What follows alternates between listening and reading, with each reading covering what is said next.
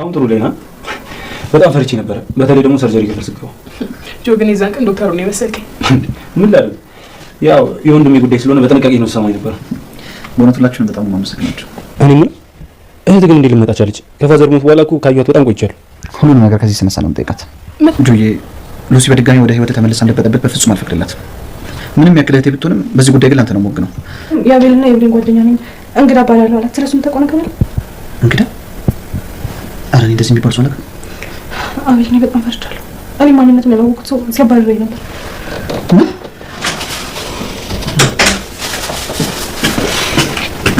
አሁን ለሰውሽ ብርጭቆ አምጪና ጠርተሽ ስጪው ይጠጣ። እሺ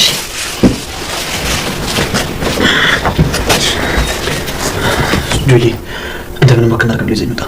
ያማል እንዴ? ጠረፍ እኮ ነው ማድረግ ያለብህ አንተ። ግድ የለም እሺ ቀስ በል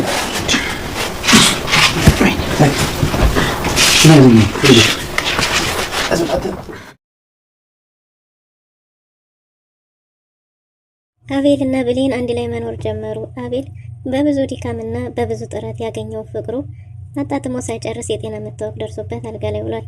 የአቤል እህት ከስንት ጊዜ በኋላ ተመልሳ ወደ ህይወቱ መጥታለች። አቤልንም ለመግደል በተለያየ መልኩ እየሞከረች ነው። ይሳካላት ይሆን? የጆ የረጅም ጊዜ ፍቅረኛው ተመልሳ መጥታለች። አቤልም ወደ ህይወቱ ተመልሳ መጣ። ህይወቱ እንዲረበሽ አልፈልግም፣ ገኒ መልካም ልጅ ናት፣ ገኒን ተንከባከባት ብሏል። ይቺ የጆ ፍቅረኛ ደግሞ የአቤልም የአባቱ ልጅ እህቱ ናት። ምን ሊፈጠር ይሆን? ሰላም ሰላም፣ ውድና የተወደዳችሁ ውድ ቤተሰቦች እንደምን አላችሁ? በያላችሁበት የዓለም ዳርቻ ሰላማችሁ ብዘት ተተረፍ ይበልን እያልን ዛሬም በአዲስና በትኩስ መጥተናል። እናንተም በቅንነት ላይክ፣ ሼር፣ ሰብስክራይብ እያረጋችሁ ቤተሰብ ታረጉን ዘንድ በትህትና እንጠይቃለን። ቤተሰብ ላረጋችሁን ሁሉ ከልብ እናመሰግናለን። ባለጀበናዋ ተከታታይ ድራማ በባለፈው ክፍል እንዴት ተመለከት ነው እንግዲህ አቤል ተስፋ ያለመቁረጥ ለብዙ ጊዜ ሲጠብቅ የነበረው የብሌን የፍቅር ጥያቄ ምላሽ በድል ተሳክቶለታል። ነገር ግን ፍቅሩን ተቀብለው ረጅም ጊዜም ሳይቆዩ እሱ የጤና መታወክ ደርሶበት አልጋ ላይ ውሏል። ሀብት ንብረቱን በሙሉም ለሱ መታከሚያ ውሎ አሁን ላይ የሚተዳደሩት ብሌን በምትሰራው በጀበና ቡና ብቻ ነው። ስራዋንም በትክክል እንዲያሰራ ደግሞ የእህቱ ፍቅረኛ የሆነው ሰው ብሌንን እየተከታተላት ነው። ምክንያቱም የአቤል አባቱ ልጅ ለረጅም ዓመት ቆይታ የጆንም ፍቅራቸው በጣም ደስ የሚልና የሚያስቀና ቢሆንም ግን ደግሞ ምክንያቱ ሳይታወቅ ምን እንኳን እንደሆነ ጠፍታ ኖራ ነበር። አሁን ላይ ግን በድንገት ወደ ህይወታቸው ተመልሳ መጣ። አቤልን መግደል አለብኝ ብላ ወስናለች። መድኃኒት የተመረዙ መድኃኒቶችን ይዛ መጣለች። ነገር ግን እስካሁን ድረስ ባለው በተለያዩ አጋጣሚዎች አልተሳካላትም። ምክንያቱም አቤል ራሱን መከላከል አይችልም። ታሞ አልጋ ላይ ውሏል። የተሰራው ኦፕሬሽን እንደ ልቡ መንቀሳቀስ ገና አልጀመረም። መራመድም አይችልም። ይህንኑ ተጠቅማ ልትገለው በተለያየ ጊዜ ስትሞክር አንዴ ብሌን አንዴ ቲና እየመጡ ህይወቱን አትርፈውታል። እናም እንግዲህ እንዳልተሳካላት ስትነግረውም ተስፋ ያለመቁረጥ ደጋግመሽ ሞክሪ እያለ ነው ያሰው። ብሌንንም መውጫና መግቢያዋን እየተከታተለ አይቶታል። ቲናን ከትምህርት ቤት ወደ ቤት ስትመለስ ቸኮሌት ሰጥቷት ይሄ እንግዲያው እባላለሁ የብሌን እና የአቤል ጓደኛ ነኝ፣ አንድ ቀን ቤታችሁ እንግድነት እመጣለሁ ብሏት ቲናም እኔ መንገድ ላይ የማላቀው ሰው የሚሰጠኝን እንዳትቀበይ ተብያለሁ ብትለውም እኔ የማልታወቅ ሰው ሳልሆን የብሌንና የአቤል ጓደኛ ነኝ ብሏታል። ቲናም ልጅ ስለሆነች ቸኮሌቱን ተቀብላ ወደ ቤት ይዛ መጣለች። ቲና ቤት ውስጥ ድንገት መጣ። ብሌንም ደግሞ እየተከታተላት ስለነበረ በሩጫ ራሷን አታውቅም ነበር። በዛን ሰዓት ሉሲ የአቤል እህት ለአቤል በውሃ መልኩም የተመረዘ መድኃኒቷን ልትሰጠው ስትል ብሌን ድንገት እየሮጠች ስለነበረ የመጣችው በፍራቻ ስትሮጥ መኝታ በሩን ድንገት ከፍተው ስትገባ ሉሲ ነበረች። ሉሲን በድንጋጤ ከእጇ ላይ ወድቆ ውሃው ይደፋባታል። እንዴ ምንድን ነው አንቺ ቢያንስ አታኳኪም እንዴ እያለቻት ነበር በገዛ ቤቷ ብሌንን እየተቆጣቻት ማለት ነው። ብሌንም ይቅርታ ሰው ታሞ ተኝቷል እኮ ማናት ደግሞ ይቺ ብትልም እህቱ እንደሆነች ነግሯት እሷ ግን ደስተኛ አልነበረችም። ሉሲም ብሌንም ስለ ማንነቷ እስከምታውቅ ድረስ በጣም ተደናግጣ ነበር። ነገር ግን አቤል እህቱ እንደሆነች በሆነ አጋጣሚ አውርቶ ስለነበረ ደስ ብሏት አቅፋታለች። ሉሲ ግን ደስ አላላትም። ምክንያቱም ሀሳቧ ሳይሳካላት ድንገት ስለደረሰችባት እጅግ በጣም የተናደደችም የተደናገጠችም ትመስላለች። ግን በተፈጠረው መደናገጥም ብሌንም ለራሷ ድንግጣ ስለነበር ያን ያህል አላስተዋለችውም። እሺ በቃ ይቅርታ ብላ ተነስታ ወጥታለች። እናም እንግዲህ ብሌን እየተርበተበተች ሳለ በቃ መድኃኒት ልግዛለትና ልምጣ ስትላት ለምን ገዝተሽ አልመጣሽም ብላት ነበር። አይ ረስቼው ነው አሁን ገዝቼ ልምጣ ብላ ከቤት ልትገዛ ስትወጣ ብሌን ወደ መንገድ ስትሄድ መንገድ ላይ ጆንና ጆንና ገኒን አግኝታቸዋለች። ጆንና ገኒ መች ነው ከሰው ህይወት ወጥተን ስለ ራሳችን ህይወት የምናወራው ስለኔ እናንተ የምናወራው ብትለውም ጆን እኔ እኮ አንቺ ጋር ነገሮችን አስተካክዬ ከአንቺ ጋር መሆን የምናፍቀው ቀን ነው ቢላትም ማሰብ በቂ አይደለም። እስከ መቼ ድረስ ነው ስለኛ መቼም አውርተን አናውቅም፣ ሁሌ ስለ ሰው ብቻ ማውራት እያለች እየተጨቃጨቁ መንገዳቸውን እየመጡ ነበር። እና ጆም እኔ ካንቺ ውጪ የሚያሳስበኝ ነገር የለም፣ እኔ ካንቺ የበለጠ ካንቺ ጋር በደስታ መኖርን እኮ እመኘዋለሁ፣ ነገር ግን አንዳንድ ነገሮች መስተካከል አለባቸው እያሉ ሲጨቃጨቁ ቆይተው በቃ አቤልን እንጠይቅ ብለው ተስማምተው ወደ አቤል መምጣት ጀምረው ነበር። መንገድ ላይ ብሌን መድኃኒቱን ልገዛ ወደ ፋርማሲ ስትሄድ መንገድ ላይ ተገናኝተዋል። መንገድ ላይ ሲገናኙ ሰላምታ ከተለዋወጡ በኋላ ስለ አቤል ጤንነት ሁሉንም ካወሩ በኋላ የት ልትሄጂ ነው ሲሏት መድኃኒት ልትገዛ እንደሄደች እንደሆነ ስትነግራቸው በቃ እናንተ ሄዱና ቤት ጠብቁኝ ብትላቸውም አይ ቤት አንሄድም፣ አብረን ሄደን መድኃኒቱን ገዝተን ተመልሰን አብረን እንመጣለን ብለዋታል። ኧረ ቤት ሄዱ ችግር የለም ብትላቸውም አይ አብረን ሄደን መድኃኒቱን ገዝተን አብረን እንመለሳለን ብለዋት ተመልሰው መድኃኒቱን ሊገዙ ወደ ፋርማሲ ሄደዋል። ይህን አጋጣሚ ተጠቅማ ሉሲ ደግመኛ መድኃኒቱን ልትሰጠው እያዘጋጀች ነበር።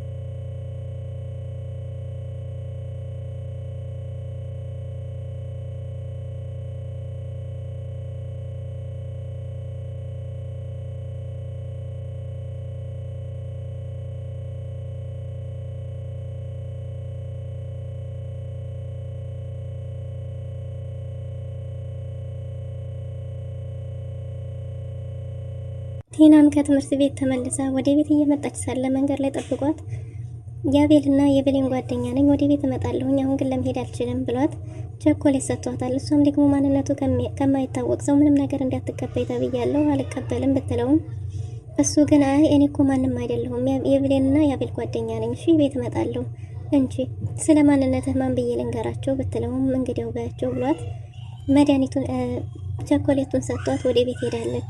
ወደ ቤት ሄዳ ቦርሳዋን አስቀምጣ አባቷን አቤልን ወደ አቤል ዘንድ በሄደችበት ሉሲም ዳግመኛ መድኃኒቱን በውሃው በርዛ ለአቤል ሰጠው ስትል የተመረዘውን ውሃ ለአቤል ይዛ ስትሄድ ማናት ደግሞ ይቺ ስትል ሰራተኛ ቀጥረህልን ነው እንዴ ስትለው አይ እንደሱ አይደለም ይቺ እኮ አክስትሽ ናት ብሏት ነበር። እሷም በደስታ ስታቅፋት ውሃው ዳግመኛ ይደፋባታል። ውሃው ዳግመኛ ሲደፋባት ሉሲ እጅግ በጣም ተናዳለች። ምክንያቱም ሁለቴ ሙሉ የሞከራችው ሙከራ አልተሳካላትም። ይሄ ሰው ምንድን ነው መች ነው ብቻውን የማገኘው በሚል አንቺ ምናምን ብላ ስትጮህባት እንዴ ልጅ ስለሆነች እኮ ነው እሷ እኮ አንቺን አቅፋሽ ነው እንጂ ሌላ ምንም አይደል እሷ እኮ ለመልካም አስባ ነው ልጅ አይደለች እንዴት እንደዚህ ትጮህባታለች ሲላት ከተረጋጋች በኋላ በቃ በጣም ይቅርታ ብላ እንደገና አቅፋት ጥላ ወጣለች። ግን ደግሞ ሀሳቧ ባለመሳካቱ እጅግ በጣም ተናዳለች። አቤል አንተንም አንዱ አልተውህም እስከ መጨረሻው እሸኝሃለሁ እያለች ነበር። ምናልባት ሀብትና ንብረቱ ያለ መስሏት ይሆን?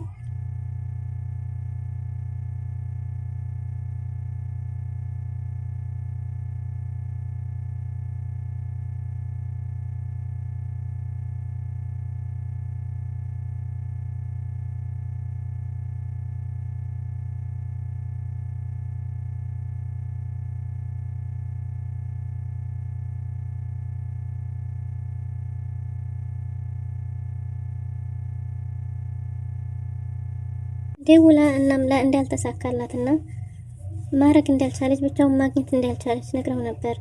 እሱም ደግሞ እንዴት ባንዴ የሚሆነው እኔ እኮ መድኃኒት እንጂ ሽጉጥ አይደለም ይዤ የገባሁት ካልሆነ ሽጉጥ ግዛልኝና ላሳየህ እያለችው ነበር። በጭራሽ እንደዛ መሆን የለበትም ተስፋ መቁረጥም የለብሽም አሁን ባይሳካ በቀጣው ይሳካል ተጠንቅቀሽ አድርጊ እያለ ለግድያው እሱም አበረታቷታል። እሷም አሁን አልተሳካልኝም በተደጋጋሚ ስሞክርም አልተሳካልኝም በጭራሽ ብቻውን ላገኘው አልቻልኩም እያለች እየተብሰለሰለች ከሳለ አቤልና እጁ እንዲሁም ብሌን ተከትለው መጥተዋል። መልሳ ልትሰጥ የያዘችውን ውሃም ደግሞ አሁንም ጆን ሳሎን ጋር ላይ ጆንና ገኒን አንድ ላይ እንዲሁም ብሌንን ስታገኛቸው በድንጋጤ ደግሞ በራሷ ፍቃድ ለቀዋለች። እንዴ ምን ሆነሽ ነው? ምን ተፈጥሮ ነው? እንዴ የደነቀሽም ትመስላለች ብትላትም ብሌን አይ ምንም ድንገት ዝም ምናምን ብላ አፏ ተሳስሮ ያልደነቀጥኩም ምን አላልኩም ይቅርታ ምናምን ብላለች። በቃ ቡና ላፍላ ብላ ብሌን ስትነሳ እንግዲያስ ለኔ ማጽዳት ልገዝ ስትላት ገኒ አይ ችግር የለም እኔ ራሴ ያጸዳዋለሁ ብላለች። በቃ እኛ እንግባና አቤልን እንየው ብለው ወደ አቤል ገብተዋል። አቤልን ደግሞ ከረጅም ጊዜ በኋላ ሉሲ እንዴት መጣች እያሉ እየጠየቁ ነበር። ሉሲ ሚስኪንና ጨዋ ልጅ እንደሆነች ገኒ ስትናገር እንደሆነች ታስታውቃለች እያለች ነበር። አንቺ ደግሞ ከመቼ ጀመረሽ ነው ስለ ሰው መልካምነት ማውራት የጀመርሽው? ሉሲ ናት ሚስኪን? እንዴት አወቅሽ እያላት ነበር። እንዴ ሲያወት ያላት መደናገጥና ፍራቻዋ ብቻ እንደዛ እንደሆነች ያስታውቃል እያለች ነበር። አቤልም ሉሲ ከረጅም ጊዜ መጥፋት በኋላ ነው የተመለሰችው ምናምን እያለ እያወሩ ነበር።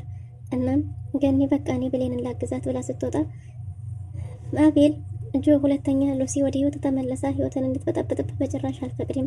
እሷ እህቴ ብትሆንም እኔ ግን ላንተ ነው የማግዘው። ስለዚህ ከዚህ ሁሉ ጊዜ በኋላ መታ ወደ ህይወት እንዳትገባ ገኒን እንዳታስከፋት። ገኒ እጅግ በጣም ምስኪንና መልካም ልጅ ናት ብሎት ነበር። ጆም ቢሆንም ከዚህ ሁሉ ወዴት እንደሄደች በምን ምክንያት እንደሄደች ሳትናገር ከሄደች በኋላ ተመልሳ ወደ ህይወት ልግባ ብትል በጭራሽ አልሰማትም። እኔ ገኒና ገኒን ብቻ ነው አሁን ማስበው ብሎታል። አሁን እንደዛ ነው ማድረግ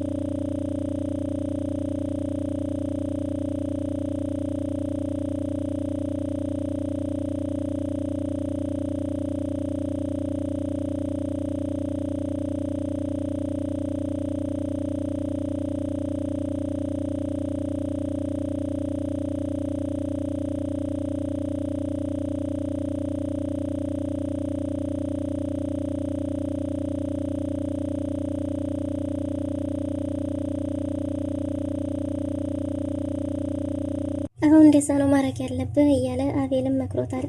ስለ ብሌን ጋር እያወሩ ነበር። ደግሞ መች መታ ነው ምንድነው እያሉ ሲያወሩ ቆይተው ነበር።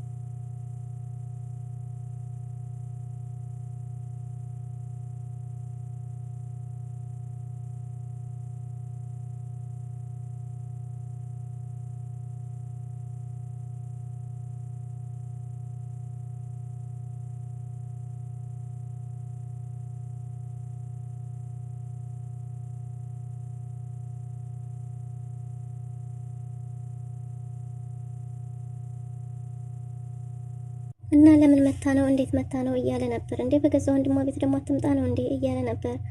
ገኒ ለብሌን የልጅቱ ሁኔታ ደስ እንዳላላት እና ውስጧ እንዳልተቀበላት ለብሌን ብትነግራትም ብሌን እንዲህ ወንድሟ ቤት ነው ልጠይቀው ነው የመጣችው እና ከዚህ ጊዜ በኋላ ታዲያ እንዴት መጣች እያለቻት ነበር። ወንድሟን ልጠይቅ ነው የሚሆነው ብለ እያለቻት ነበር። እኔ እንጃ ይቅርታ አድርጊልኝ እኔ ግን አልወደድኳትም እያለች ነበር። ክችን ሆነው ብሌንና ገኒ እያወሩ ሳለ ጆ ሳሎን ላይ ሲያገኛት ከዚህ ሁሉ ቆይታ በኋላ ምን ልታረጊ መጣሽ? ምን ፈልገሽ መጣሽ? የት ነበር ሄድሽው? ወዴት ነው ሄድሽው? እያላት ነበር ጆ። ሉሲም አሁን እኮ አንተም የምትወደው ሰው በህይወት ሁላችንም የምንወዳቸው ሰዎች አሉ። ጥያቄና መልሱ በጭራሽ አይጠቅመንም። ምን አስፈለገ አሁን ጥያቄው እያለችው ነበር። እሱ ግን በህይወቱ እንደሚያስፈልገው ለጥያቄው ምላሽ እንደሚፈልግ ደጋግሞ ነግሯታል። እሷ ግን ምንም አያስፈልግም ስትል እሱ ላንቺ ነው እኔ ምላሽ ማግኘት እፈልጋለሁ እያለ ድምፁን ከፍ አድርጎ ሲጫጫሁ እንዴ ምን ተፈጥሮ ነው ምንድነው የሚያስጨዋችሁ እያሉ ብሌንና ገኒ መጥተዋል። አይ ስለ ደህንነት አንዳንድ ነገር እያወራን ነበር እኮ ምናምን ቢል እስከዚህ የሚያስጨው ብላ ገኒ ተያይዘው ጆና ገኒ ወደ ቤታቸው ሄደዋል።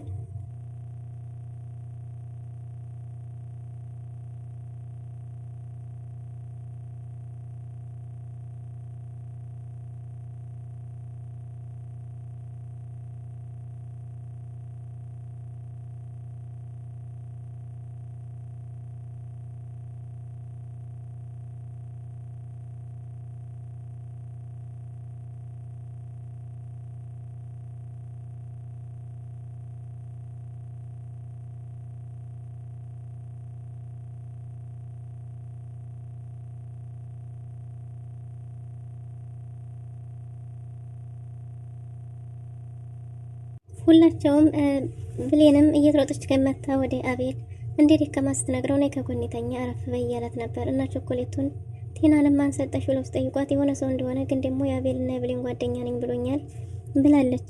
ብሌን ስትጮህባት የአቤልና የብሌን ጓደኛ ነኝ እንግዲህ ሆነ ባያቸው ብሏል ስትል ሉሲ ተደናግጣለች። ሉሲ የተደናገጠችውም በራሷ ስራ ነው። ምናልባት ጻይም ነው ሌላ ነገር አላስታውሰውም ስትል ጻይም ነው ስትል እሱን ይሆናል ብላ ስለጠረጠረች ደውላለት ነበር። ስትደውልለትም እሱ እንዳልሰጣት ነግሯታል። የሰጣት ግን እሱ ነው። ለሉሲ ግን ለምን እንዲያታቅ እንደፈለገ ባይታወቅም እኔ አይደለሁም ብሎ ክዷታል።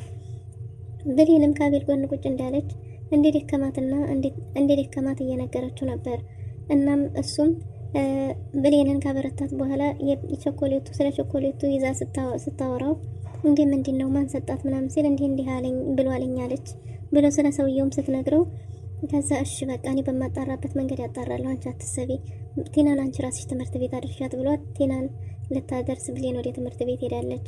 ከዛ ወዲያውኑ ለጆ ደውሎ ጆን እንዲመጣለት ከጠየቀው በኋላ ጆ ሲመጣ ስለተፈጠረ ሁሉም ነገር ነግሮታል።